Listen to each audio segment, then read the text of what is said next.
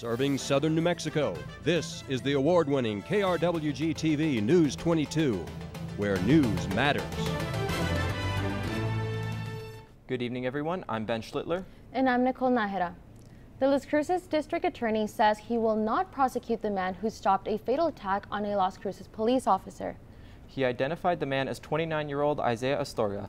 Today, Police Chief Jeremy Story read a statement from Mr. Astorga. He recounted how he saw Silva attacking Officer Hernandez and fearing for his life and his girlfriend's life as he shot Silva as Silva ran towards him. On February 11, 2024, a tragedy occurred that should have never happened. I unfortunately had the burden of being a part of that tragedy, and it will follow me the rest of my life. I truly wish that the events that happened that day never occurred. If I could go back in time and prevent any of this from happening, I would in a heartbeat. My heart goes out to family, friends, and every single person who has been affected. I hope that as a community, we can help each other to prevent anything like this from ever happening again. And next we have Samantha Dates with a first look at weather. Thank you so much. All right, so for this first look at the weather, we have clear skies right now. That temperature is sitting at 57 degrees with winds blowing west at 7 miles per hour. Humidity is at 42%. That dew point at 40 degrees and the barometer at 30.03 inches. Today we had a high of 59 degrees and a low of 39. That average is usually at about 48 degrees. In 2008, we had a high of 79 degrees, and in 1924, an entire century ago, a low of 21 degrees. Today we had 0.07 inches of rainfall, and that brought our yearly precipitation to 0.69 inches. That's all I've got for your first look, and I'll take it back to the desk. The problem of unhoused people on the streets of Las Cruces is a seemingly unsolvable problem. But as News 22's Jared Woods reports, there is a program that's showing some progress towards a solution. An early morning line forms as people arrive at the Community of Hope here in Las Cruces, looking for an opportunity to work. The community's Mano-y-Mano program provides this opportunity to a group of individuals daily, picked through a lottery system with wages being paid out through a grant awarded to the program. Doors open at 7:30 a.m., and while many in the community grow concerned with the growing number of unhoused individuals across the city, this program looks to provide work for them. Number 8. The lottery system was implemented by Mano-y-Mano as a way to keep the program fair. Participants can only be chosen once a week, giving others a chance throughout the work week. Mark. The lottery also cuts down on any fighting for the top spots in line, as participants can simply show up on time without having to worry about camping out for that top spot. And after the lottery process, the participants of the Mano-y-Mano program load up into the vans you see behind me and head out into the workforce. Supervisors like Chris Williams work Mano-y-Mano or hand in hand with participants of the program. Nice, and I help supervise the people that are doing the work and everything. And I get out there and help them too to do it too. Can I get a few volunteers, please, to go up here? The program's participants work hard and hope to better themselves and their loved ones while they look for other full-time employment opportunities. To get what I need, naturally, you know. I have a dog, I need to take care of my dog. But I am still looking for full-time jobs, you know, but Mano-y-Mano is a big help, so with that and my dog, life is good. For some, the program is an opportunity to prove that those down on their luck are willing to work. The Mano-y-Mano program has been a huge asset to the community. We started out with one pilot project with 10 people going out to perform day labor services, and we had lines of 60 to 70 people who wanted to work, which really dispels the myth that people who are surviving outside don't want to work. Let me get you in the back. After cleaning up a hot spot, the Mano-y-Mano participants' days aren't over. They'll refuel with water and snacks before heading back into the vans and heading out to clean up another spot in the community. Jared Woods, News 22. A New Mexico State students' clothing brand and El Paso modeling agency collaborate at NMSU Student Union. Darren McFadden is a graduate student studying industrial engineering, music producer, and a clothing designer at NMSU. He's been producing music since he was 16 and began selling clothing in 2022 while at NMSU. Had this idea of essentially putting on a fashion show for people to show off their brand, for local brands like myself and my friends, and even my friends to model in and give them some exposure and opportunity to present themselves in a different light, essentially. McFadden partnered up with El Paso's modeling agency, Laura's Productions, to provide upcoming models a runway experience in McFadden's Payoff fashion show. The New Mexico Department of Health says adults ages 65 and older should get an additional updated COVID-19 vaccine. The state's chief medical officer says the added booster will give added protection against the disease. And since most COVID deaths and hospitalizations are among people 65 and older, people who are immunocompromised are already eligible for additional doses of the COVID-19 vaccine.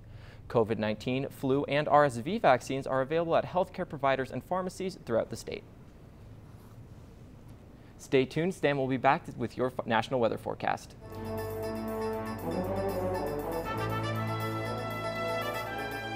Welcome back. You're watching News 22 Thursday, where news matters.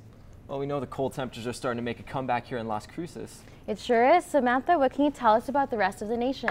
Well, I can tell you it was a little bit chilly today here in Las Cruces, but as we go into March tomorrow, we are going to be seeing a lot more lovely temperatures here in the southwest region. As you can see in Albuquerque, it'll be a little bit warmer at 66 degrees, but as we travel down to the southwest and even into Texas, we're going to be entering those mid-70s. Unfortunately, for the rest of the country, they are still experiencing some pretty cold temperatures and a lot of clouds. And if we want to look into my next map, all right, as you can see down here in the southwest, we did experience quite a bit of precipitation. We did have some rainfall last night in the past 24 hours, and that precipitation even reached into Arizona and central Texas. But as you can see, the most affected area was the eastern part of the country. From Mississippi to Maine, they were experiencing some rainfall in the past 24 hours. But as you can see at this chart over here, it wasn't anything too intense.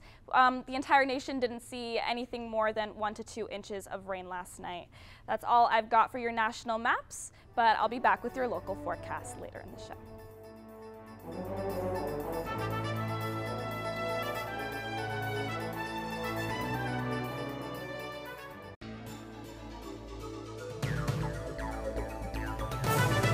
Welcome back. I got your local temperatures here today in Farmington. It's about 50 degrees. In Santa Fe, 46 degrees right now. In Albuquerque, they are sitting at 52 degrees. Down in Socorro, 52 degrees. And in Ruidoso, 42.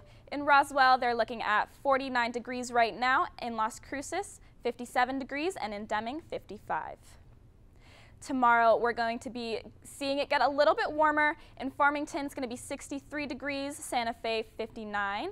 In Gallup, they're going to have a high of 62 degrees, and in Albuquerque, they're going to be sitting at 66 degrees tomorrow. In Socorro, they're finally reaching the 70s, and in Ruidoso, 58 degrees. In Roswell, it's going to be 72 degrees. Here in Las Cruces, we are going to be experiencing some pretty nice temperatures at 73 degrees, and in Deming, it's going to be a high of 70. Tonight in Alamogordo, we've got some clear skies. It's going to be a low of 38 tonight, but tomorrow they're going to be experiencing some pretty sunny skies at 68 degrees. In Truth or Consequences tonight, clear skies with a low of 35 degrees, and tomorrow a high of 72 with sunny, clear skies.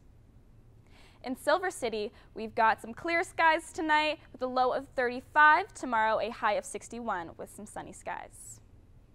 And in Las Cruces tonight, a low of 39, expect some clear skies, and tomorrow a high of 73, very sunny day tomorrow. And that's all I've got for your local temperatures. Back to the desk. Now, Ben, the Aggies are playing tonight. What can you tell us about that?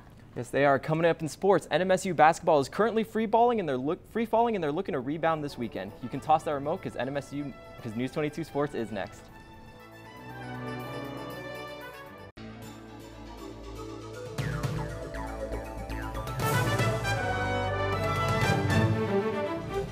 This is KRWG-TV News 22 Sports. Welcome back. I'm Ben Schlittler, and let's talk sports. It's been a dismal few weeks for the Aggies men's basketball team. They've lost 5 in a row and are colder than ever. They could snap that streak tonight as they're in Lynchburg playing against Liberty. This is the first meeting between the two teams after Robert Carpenter was ejected for punching Liberty forward Shiloh Robinson. The Aggies won that game, but since then they haven't been able to catch a break. The Flames aren't super hot either, and they're riding a 2-game losing streak. The game is ongoing and is airing on CBS Sports Network. It'll be a busy night in high school basketball tonight. The two best programs in the city are squaring off in a game that could decide the tournament fate of this year's Las Cruces Bulldogs boys basketball team. Tonight, number 3 ranked Oregon Mountain plays host to Las Cruces High. The Bulldogs are recovering from a 3-game losing streak, and at 13-13, their chances of the state playoffs are hanging in the balance. In another key game, 2 top 5 teams in the state clash as number 2 Cleveland hosts number 4 Atrisco Heritage. Both games are ongoing and you can watch on NFHS Network.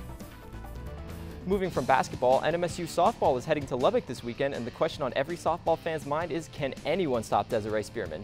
The true freshman is already shaping up to be one of the best players in the nation and is tied for 14th in the nation in home runs despite missing her last 6 games. She's also channeling her inner Shohei Ohtani on the mound, leading the conference in ERA. The Aggies will take on Merrimack, Texas State, and Texas Tech over the weekend, hoping to keep up their best start in years.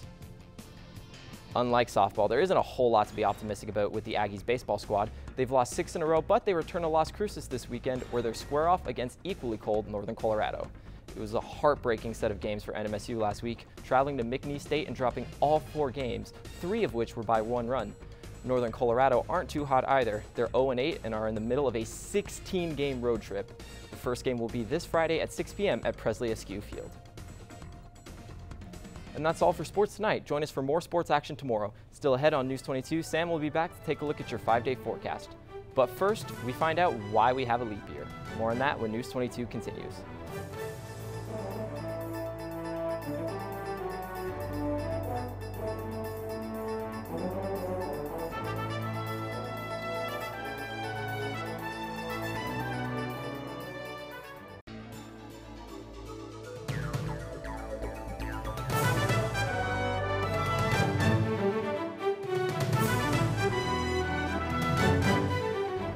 Let's take a look at our top stories. How a local program is providing a helping hand to the homeless community.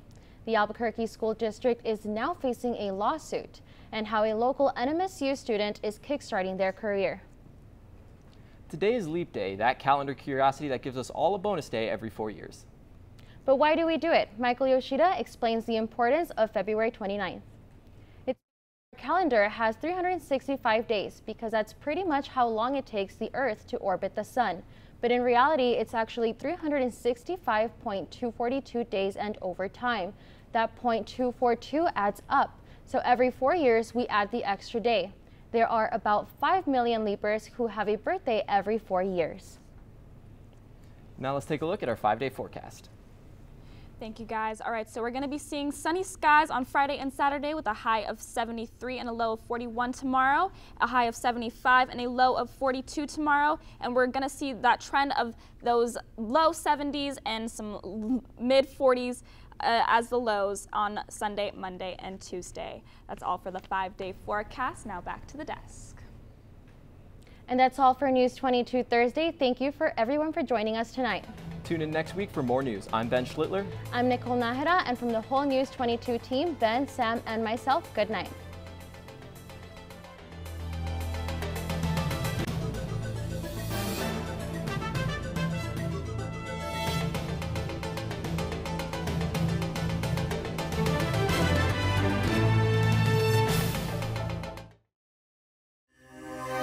This news brief in Español is brought to you by Noticias 22, Spanish language news for Southern New Mexico and West Texas. Noticias 22. Buenas tardes y bienvenidas a las breves de hoy con Noticias 22. Soy Jade Mata-Ornelas. Recordamos el pasado 11 de febrero. El oficial de policía de Las Cruces, John Hernández, fue apuñalado al menos una vez después de responder a una llamada de allanamiento de morada en el bloque 300 del sur de Valley Drive. El fiscal de distrito de Las Cruces dice que no procesará al hombre que detuvo el ataque mortal contra Hernández. El individuo que ayudó al patrullero se ha identificado como Isaiah Astorga, de 29 años de edad. Hoy el jefe de policía de Las Cruces, Jeremy Story, leyó una declaración del señor Astorga.